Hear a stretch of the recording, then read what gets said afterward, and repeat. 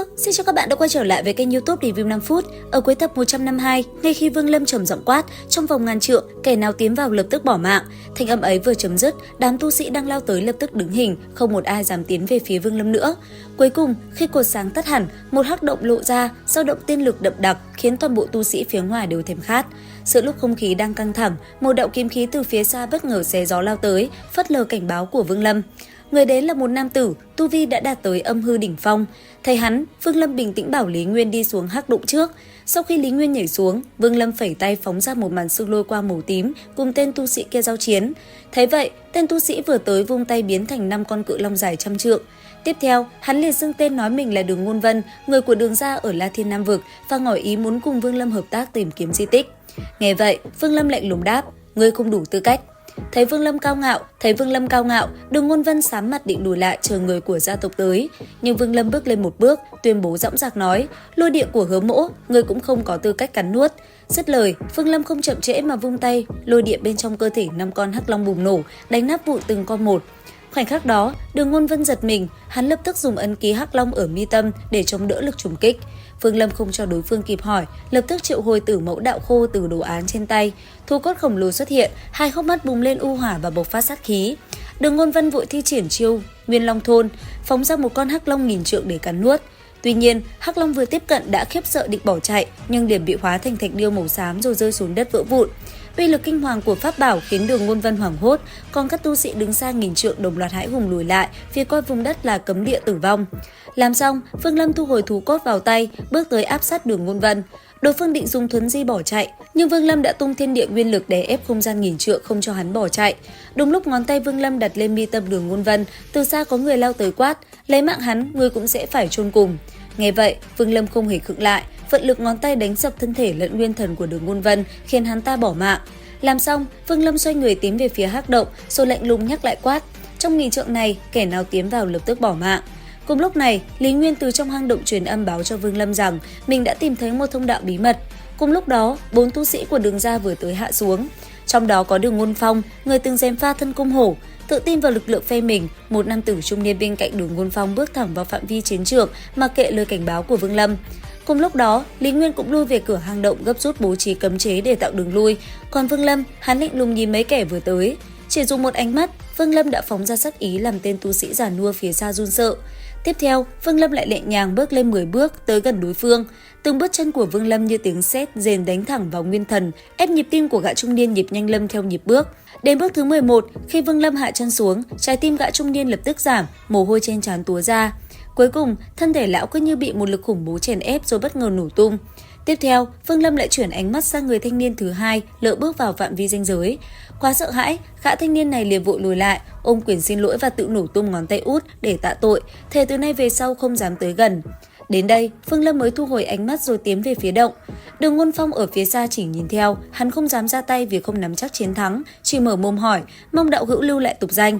Đáp lại, Vương Lâm lạnh lùng nói: "Hứa Mộc." Dứt lời, hào quang ở phía trên đạo cấm chế lóe ra hoàn toàn phong kín cửa vào. Nghe vậy, Đường Ngôn Phong lẩm bẩm nói: "Hứa Mộc, Đường mỗ nhất định sẽ nhớ kỹ." Còn xung quanh, khi cái tên Hứa Mộc vừa nói ra, nó liền khiến đám tu sĩ xung quanh rơi vào trạng thái hỗn loạn, rồi bắt đầu tranh luận. Cùng lúc đó, nữ tử bên cạnh Đường Ngôn Phong lúc này hơi nhíu mày. Đường Ngôn Phong thấy thế thì liền hỏi: "Người cũng nghĩ là..." Đúng vậy, trong La Thiên Tinh Vực, họ Hứa tuy có không ít, nhưng phần lớn là không có tiếng tăm gì. Có thể xuất hiện tu sĩ cảnh giới dương thực mà lại dũng mãnh như thế này, chỉ có duy nhất Hứa gia ở Đông Lâm Tinh. Truyền nhân thế hệ này của Đông Lâm Tinh nhiều năm chưa hề xuất hiện, người này rất có thể. Hắn rất mạnh, cho dù không phải là truyền nhân của Đông Lâm Tinh, cũng tuyệt đối không kém nhiều lắm. Người này, Đường gia ta không nên tùy tiện trêu chọc. Thế còn hai tộc nhân đã bỏ mạng kia, mà kệ họ đi, bỏ mạng thì cũng bỏ mạng rồi. Dứt lời, Đường Ngôn Phong thần sắc lạnh như băng, xoay người bước đi. Nữ tử gật đầu, đi theo sau.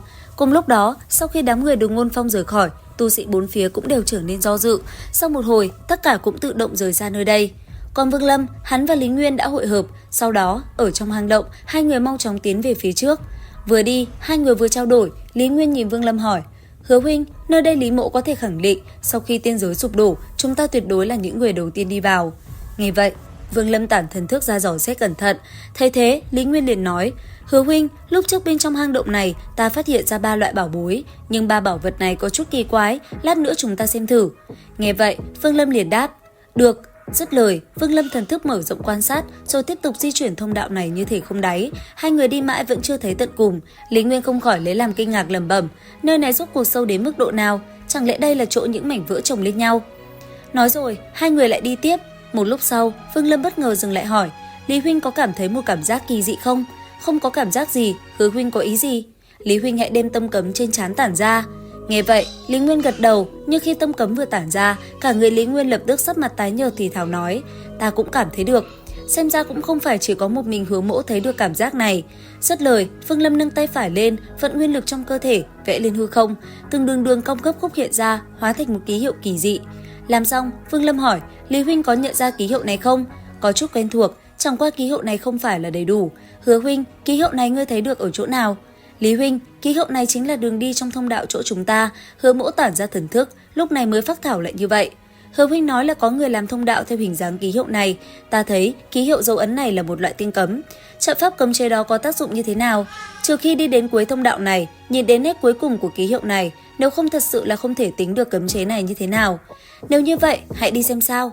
Nói xong, Vương Lâm tiến lên phía trước, Lý Nguyên theo sau, tay trái bấm quyết, không ngừng tính toán. Càng đi về phía trước, cảm giác ở mi tâm của Vương Lâm lại càng nặng. Sau nửa canh giờ, ánh mắt Vương Lâm ngưng lại, thần thức của hắn đã nhìn thấy được điểm tận cùng. Phía cuối thông đạo này là một cơn lốc xoáy cao bằng người. Cơn lốc xoáy này tản mát ra hào quang ngũ sắc, theo đó xoay tròn, khiến cho bốn phía bị bao bọc vào trong màn hào quang. Lý Nguyên nhìn chăm chăm vào cơn lốc xoáy kia nói, Hứa huynh, ta đã tính ra cấm chế do ký hiệu này tạo thành chỉ có một tác dụng, đó là tác dụng chữa thương.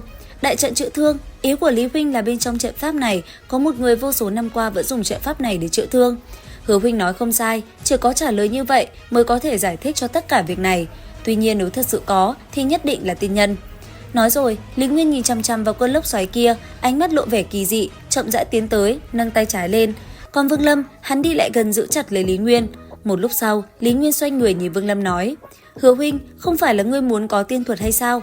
Nói không chừng, giờ phút này tiên nhân kia đã cực kỳ suy yếu, chúng ta có thể bắt được hắn. Vương Lâm ánh mắt sững lại, trực tiếp bóp nát cấm chế đang đánh ra kia, tay phải tuôn ra tiên lực, lập tức đánh mạnh vào bên trong cơ thể của Lý Nguyên. Thân mình Lý Nguyên lập tức siêu vẹo, cả người hôn mê bất tỉnh. Làm xong đâu đấy, Vương Lâm xoay người, nhìn cơn lốc xoáy kia, trầm ngâm một lát, ôm lấy Lý Nguyên, chậm rãi lui về phía sau. Ngay khi lùi ra chưa đến 3 trượng, cơn lốc xoáy kia tự nhiên ngừng xoay tròn, một luồng khí tức âm trầm lộ ra, ở giữa trung tâm lốc xoáy hiện ra một ánh mắt. Cùng lúc đó, một thanh âm quỷ dị vang lên trong đại não Vương Lâm nói, ngươi muốn học tiên thuật gì?